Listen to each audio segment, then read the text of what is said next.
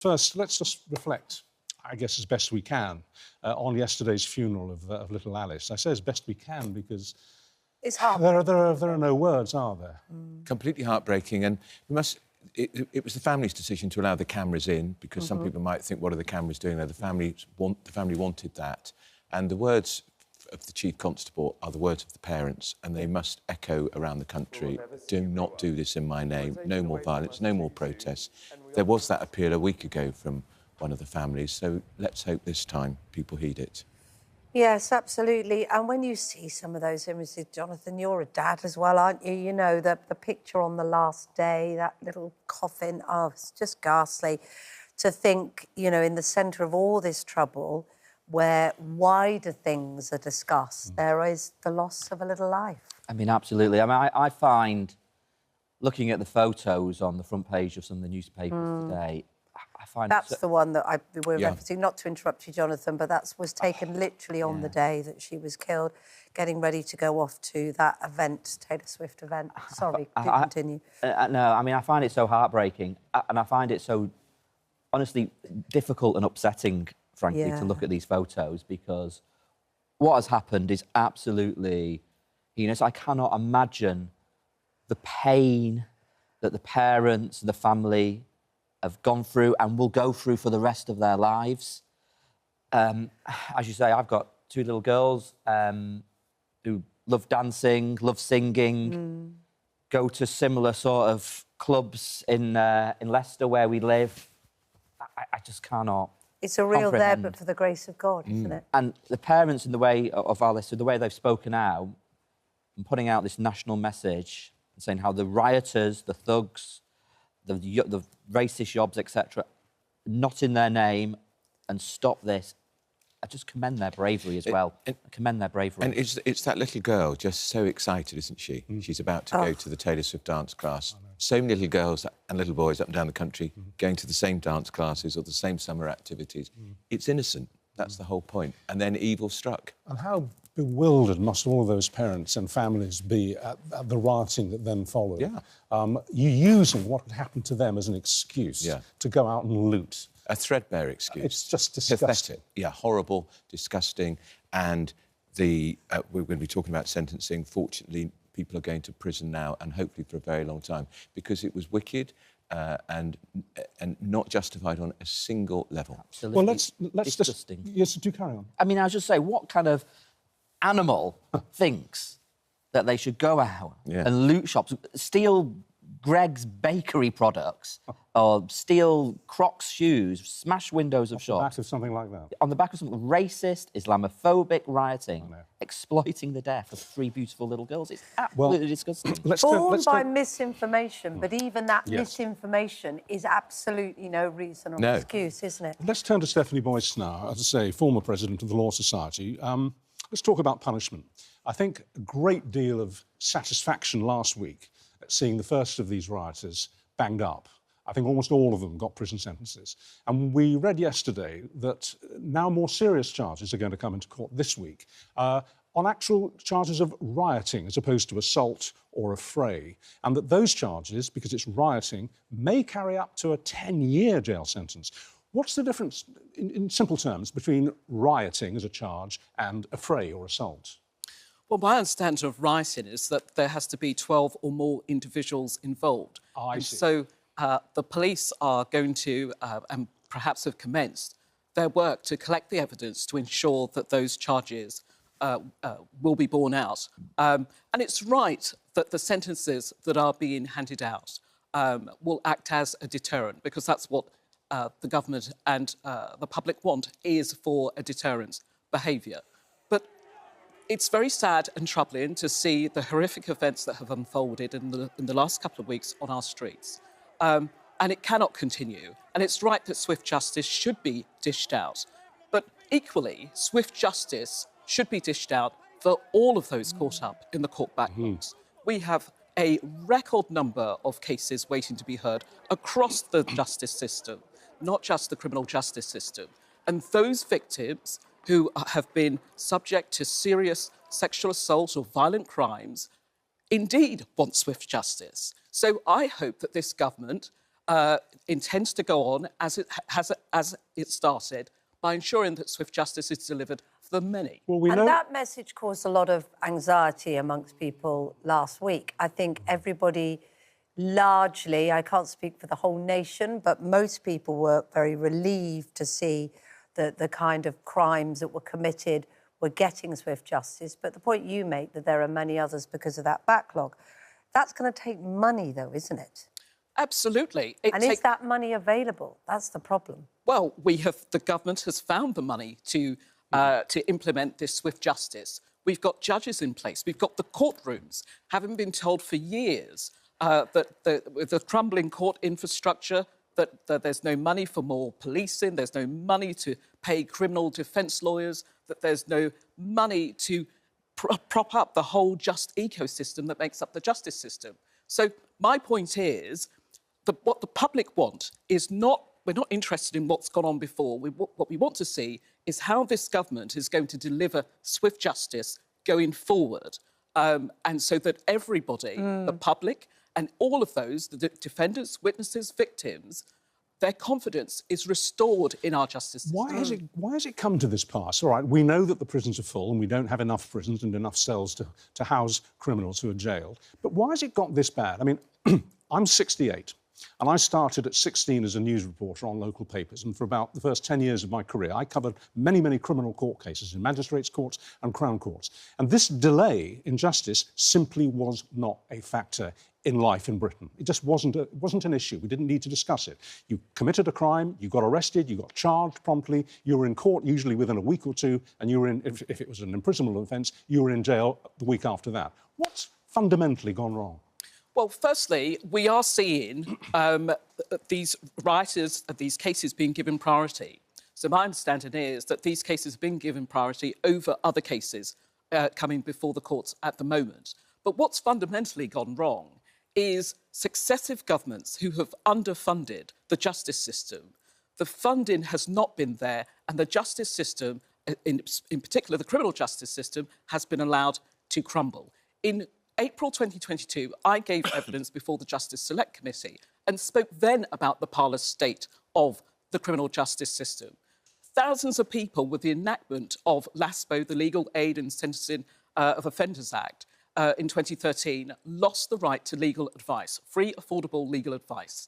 And so all of that contributed to what we have seen now is that those who need to access the courts, access to justice and so forth, are not able to do so. What we seem to have discovered rediscovered last week, Andrew, is that prison actually works as a deterrent. We seem to have forgotten that in our society. We seem to have forgotten that it's not just about punishment that people get sent to jail, it's to deter others from doing it and to deter the person concerned from reoffending. Yeah, and also a strong police presence on the streets. Because Which do you think was the most important factor in killing the riots? I think people being banged up for 3 years, 4 years, and now a threat of 10 years is huge. And it's been reported widely. It's on social media as well. And I think we should stick to it because I've always thought prison works. But I also think it only works. Sorry to interrupt, but it only works if we are rehabilitating people. Sure. If we are putting these individuals in jail, what is the outcome on the other side when they come out? Some of them inevitably will be released early because of the current conditions, states of our prisons. We heard the Justice Secretary talk about 40% tariff of sentence served. So we've and that always will come in September. No, it's a good point, but I guess in terms of this recent bout of dating, we don't know whether they could be rehabilitated or not because it's only just happened. And it does seem... You need a deterrent. It does seem a sharp deterrent. Jonathan, look, Yvette Cooper, Home Secretary, is writing in the Telegraph this morning, talking about how the country has lost respect for police, lost respect for the justice system, and that needs to be regained. The problem is, to get the places, we know the Justice Secretary is having to consider reducing to 40%. And the cost, I think the Conservatives pledged $4 billion for new prisons. Is Labour doing the same? Because we're talking about vast costs. Well, first of all, let's say this. I mean, prison has definitely worked as a deterrent. The police in this instance? In this instance, the police presence on our streets has been ramped up. The racist thugs are getting banged up. That is because of decisions taken by Keir Starmer and Yvette Cooper to really go after these racist thugs, to get them off our streets. Now everybody thinks, brilliant, yeah. Can we keep it that way? Yeah. Let's keep the police on the streets, let's keep the justice swift. Well, I mean, absolutely, because I think one of the things that drives people mad is the fact that crime gets committed, you see people shoplifting, or you hear about people shoplifting, nothing's ever done about it. Yeah. You get burgled, you're waiting hours for the police to turn up. You know that if your car gets nicked, it's very unlikely that everyone's ever going to be... You get a crime number if you like. Exactly. Well, you get a crime number so you can claim on your insurance. That's it. And that's about it. Yeah. And this drives people potty. We've got to go after the criminals. I mean, one of the things... How do they do that, Jonathan, without, Funding. you know, funding that comes from somewhere else? So I think the last prison that was opened, HMP Fossway, was £286 million to get that prison just open. That's nothing to do with the running costs. That was in May of this year. You're talking about billions, aren't you, to be able to do what we've seen in the last week? Yeah. Across the board, Yeah, and to clear the backlog. And we know that the public finances are a mess. A mess, I mean, yeah. Rachel Reeves, the Chancellor of the Exchequer, only a couple of weeks ago said, we've uncovered this big, gaping chasm in the public finances and we're going to have to make some really tough decisions in the budget coming up in October. So you're right, this is expensive stuff. But, I mean, the Labour government has said it wants to recruit more police and community support officers to put more bobbies on the beat in our streets. That's a good thing. But all of this does take money, and our financial situation as a country is not good at the moment. We seem to have got ourselves, until last week, into a position where we just shrugged this problem off and decided that we have to learn to live with it. But we don't have to learn to live with it, do we? Do you know, I pointed out in the Mailtech, the Tory government closed down 7 prisons in 14 years. Can you believe that? No. 7 prisons. Was crime going away? Was crime getting better? No, it wasn't. It's a shameful record, and that was cost-cutting. Cost-cutting, exactly. 4 of them are now tourist attractions. That's nice, isn't it? They should be working, functioning prisons. And I think it's a... Are you criticising the Conservative Party, Andrew? I often do. I often do. It's a new era for you, isn't it? It was a mistake. And I said at the very outset of this new government, I wish it all the very best. I wish it well. But a Tory government should not have cut 20,000 police jobs when Theresa May was Home Secretary. Most of them are back, but many of those police officers who lost their jobs were experienced cops. One last question before we leave rioting, because there are other things to talk about, believe it or not. Suggestion that masks, balaclavas, should be banned during public protests or marches, certainly rioting, but that if you join some kind of street protest, you're not allowed to wear a balaclava. You have to show your face. What do we think about that? Yeah, what have you got to hide? Take the mask off. What have you got to hide? Take the mask off. Yeah, I mean, what have you got to hide? Although I suspect it'd be very difficult to enforce in reality, given that how stretched our police services are. But the principle of it, I don't have a problem. Sorry, couldn't you just take it off when people are I have to say, because I've seen quite a few of the marches in London pro-Palestine on Saturday, many of them, loads of them, have got masks on. And it's very intimidating. Do we get into trouble, or do we get into an interesting question if people want to protest and are wearing, you know, hijab or niqab, because that covers the face, and then we're into a difficult territory? Is that part of the problem? Well, I mean, I used to represent Leicester, which is hugely diverse. I mean, I always used to defend the right of people to dress in the way they want to dress when there is a religious context to it. And I think that's part of living in a free, liberal society. And I think sometimes, you're right to raise it, because sometimes people who I think are, frankly, are Islamophobic tend to make an issue around women wearing niqabs. And actually, I used to find in my Leicester constituency, women coming to me saying it was their choice to wear the niqab. And if that's their choice, I used to say, that's the society we live in. Am I right? Right, front page of the Times. Councils will be given the power to compulsorily and cheaply buy up greenbelt in order to build and meet the housing target. This is going to make people very cross. Not least in the subject of greenbelt. There was a lot of talk from the Labour Party before the election. They were going to be using grey belt. This looks a direct attack or a misrepresentation on what was needed. And also that they're going to get it cheaply, which means that those who own that land may not get the money they need. Explain to us why this is a good thing. Go on, Jonathan. Well, I mean, you say it's going to make people cross. It's not half yes, it will. Not half as cross. It will make people very cross. Not half as cross as all the young people who can't get on the housing ladder.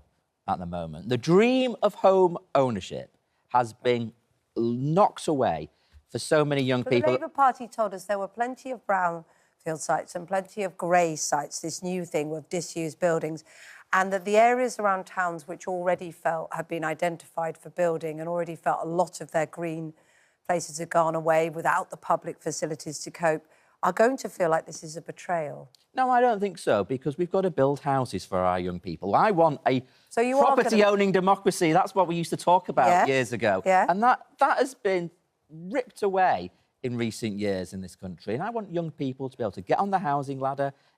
People dream about owning their own home. I want young people to be able to get a mortgage or to be able to get a council house if they decide a mortgage isn't for them, and get on the housing ladder. So we've got to build homes for Andrew, people. it is a nettle that has to be grasped, isn't it? Yeah, but are there not plenty of brownfield sites? What about this grey belt this new phrase that Labour identified? Did it turn out there weren't as many? Clearly. I mean, it reminds me of John Prescott was Labour's deputy prime minister. Very famous, he said, the green belt is a great Labour achievement and we're going to build on it. Now we've got it again. They're going to build on the green belt, and they've assured people that they wouldn't. And a lot of this will go on, of course, in Tory-held areas that will actually used to be Tory. Well, they're Labour now. Labour MPs with marginal seats, and they're going to start crying, not on my backyard chance of this Checker housing sector. We don't want these houses here. It's going to be the whole problem again about NIMBYism, and yet they're saying they're going to force developers to hand over the land cheaply. Good luck with that. It's not been much of a honeymoon period for Labour, has it? Riots on the streets, cross people about the Green Belt Way, roads in chaos, RAC saying it's the worst possible, having to release prisoners early. Well, but what do you expect when you inherit the mess that Andrew's lot left us with? I'm not a member of the Tory party, Left us with you after can't 40... keep saying that. You're going to have to, at some point, you're going to have to stop blaming the past and deal with the present. How many times did you have Tory politicians on your show saying the last Labour government did this, that and the other? We took them on. And we challenged them. Because there's a time limit on that argument, on that political argument. You can't keep making it. Well, I guess they've got a tiny bit of time left. Well, I think we're still going to be making that argument for a while, given the financial mess they've left us. Should we do something positive? Let's see our future king and his wife celebrating our huge success at the Olympics. Kate made a really good point earlier. Did I? Yeah, you Crikey, did. Yeah, this is news. Before we came on air. No, you said if you take the total number of medals that Team GB UK won, we came third. We came third in the table. So we're seventh because the official ranking goes with gold is heavily weighted. But in terms of volume of medals, we're third after China and the US. One of the highest ever. We did flipping well. I think we did really well. Yeah. Really well. And people who are carping that we were seventh in the medals table against a fourth, don't carp. I couldn't get a gold medal or a bronze medal or a silver medal. I think Team GB did brilliantly. And in a time when we've been seeing so much that's depressing and, I don't know, we feel a lot of shame about our nation, the kind of blood, sweat and tears that's gone into every single one of those Olympians to get and achieve what they did, or even just to be there, is to be celebrated. I mean, absolutely. Hasn't it been a wonderful, just over 2 weeks of fabulous sporting achievement? I think the team have done us proud. Yeah, They've really done us proud.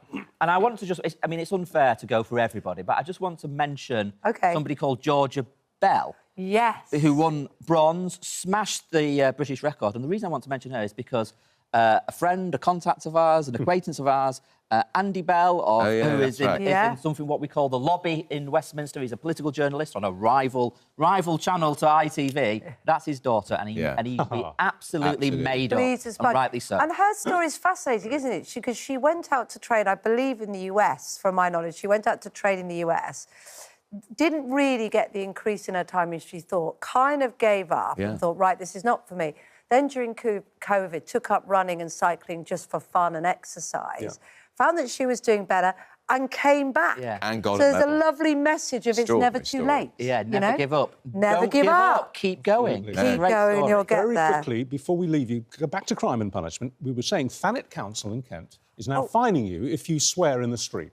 100 quid if you use what we would all generally accept as an unacceptable word in public. And there's a debate saying that this should now spread across the country. What do we think? How can they enforce that? ridiculous. Can they just fix the in the potholes same and collect way- the rubbish? well, in the same That's what way as you people would want. enforce someone That's what dropping people litter. want. No, fix the potholes and collect the rubbish. That's their job. I mean, I think if they can enforce this, How when, can they? when people in that area, when people in Thanet hear about this, they're going to make a fortune when they hear the reaction to this. And if they can enforce it, they've hit upon a way of getting a pot of gold there if they can enforce this good when they luck hear the with reaction. it. Good luck with it. They'll Maybe be it finding comes him a bit. into that old New York Mayor Giuliani idea that if you tackle the small Yeah, things, they're the break better and window things. strategy. Make sure you get in touch, actually, at home and see what you think, because we're debating that later. Very quick word, beards. We saw William, we saw the Prince of Wales I think he looks with a great. beard as I he think it really celebrated. suits him. Well, I don't. It looks scruffy. Have you ever had a beard, Andrew? Never, never. And I bumped into, just a few days after the election, Darren Jones, who's the Chief Secretary of the Treasury, and I said, Minister, get rid of it. It won't wash. No beards in Cabinet. It's gone. It's got that Let's your ask- power. Well, Jonathan, have you ever? I did had it? grow one. It looked terrible. And it looked terrible. I shaved did. it off. When somebody mistook me for a fellow MP... Oh, who- is that Jonathan with a beard? Oh, my word! There you are. No. Look at He that. does terrible. look I at think you that. look good. Where did you, No, where it's did you get that from? That's sinister. Isn't it awful? No, I don't think it's sinister. I It think is. you look It good. is. Do you think I should grow it I back? bet your kids Yeah, hated it. well, you're not in Cabinet or in Parliament Oh, anymore, how right? rude. No, I'm not You rubbing need it to in. rub that I'm not in. rubbing it Oh, in. Jonathan, that's so This unkind. could be time to Should bring we, the beard should we do a back. poll on whether I should grow it back? Yes. Yeah, Get no. going on your X or on your social medias. Richard, have you ever had a beard? Well, I want to grow a bit of stubble here, but the editor of the show won't let me. Well, he's right. When you know, after 2 or 3 days, he comes on the floor after the show, he goes, Quite it right. off. get it off. Could Stephanie, we just do ask you have Stephanie? a view on beards before we say goodbye to you? Well, I have no plans on growing one. What do you think Thank about? you to What do you all think of about? you. What do you think about William's beard? I think it suits him. Well, I'm interested as to the protocol that has allowed him to do that.